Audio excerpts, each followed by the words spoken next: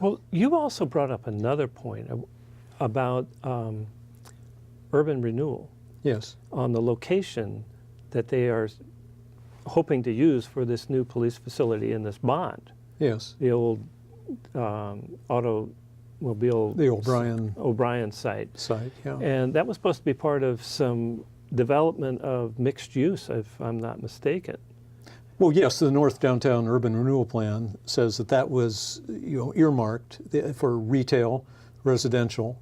I mean, because it's only a block from downtown, or it is part of downtown, really. And so just flowing in there with, shops, restaurants, condos, affordable housing, that was the plan. And then because the city and the police chief really wanted a centrally located new police facility, that site just popped up as a high priority, even though there were other sites, several miles further away, say on Portland Road, or I've had people suggest to me the city shops area, even though it's in a floodplain, you could elevate the building. I don't know what that would cost, but it's certainly possible because there's plenty of buildings in that area, south of Mission, You also have the North Campus area. The North Campus area. There's lots of possibilities. So it bothers, some people, I would say the more businesslike and conservative people I've talked with, that we're taking productive downtown land and turning it over to a government tax-exempt, non-property tax-paying activity. That nobody comes to town and saying, "Wow, let's go look at the police facility." Most people want to stay as far away as they can from a police facility. So to take 3.5 acres of prime downtown property and plop a police facility there, at first that didn't bother me, but the more I think about it and the more I hear from people that are concerned about this, if it fails, there could be an opportunity to rethink the necessity of having it in the downtown area when, as the police chief says, every police car is essentially a traveling precinct. And I haven't heard a really good reason why it needs to be downtown. Well, I think when I went to some of those Blue Ribbon Commission meetings, they were talking about it needed to be close to City Hall.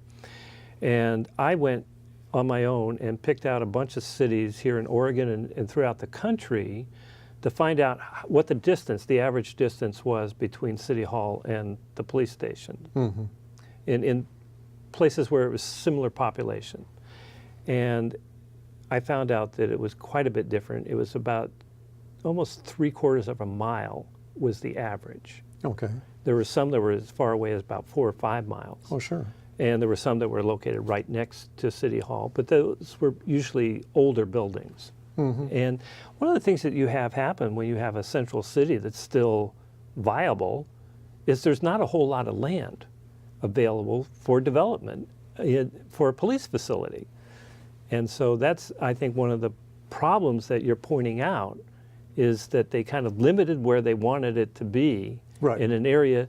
Even the 3.5 acres is rather small for because now they have to have a parking structure. Well, they think they do. Yeah, that's a couple $1 million, or that's an expensive part of the property, and that should perhaps be rethought. They could have surface parking. It's just. You're right. I haven't never understood. You heard, well, we need to be close so we can go down and have meetings with city officials. Well, there's something called Skype and the telephone, and cell phones still exist. So I never heard a good argument. And also, it's not like the police are sitting there with their feet up on the table waiting to be called out. They're out there patrolling. So it's not like if there's an emergency, they're all going to have to be in the central area, so they go every which way. I can see that some of the special equipment needs to be accessible, but so there's a lot of questions, and either we won't be answering them because this bond measure passes, or they'll be revisited if this bond measure fails, which could be a plan C, and that's fine. There's plenty of time. Instances of things have failed many times, and eventually a good plan comes out of several failures. Well, I think that's the direction we're headed in. And I guess we'll be seeing what happens during this election. Sure. I've got no idea, I like to say. I mean, anybody that knows what the voters are going to do doesn't really know. So we'll see. Okay. Thanks, Ken. Well, thank you for coming in tonight, Brian. And this has been City Beat, and join us next time.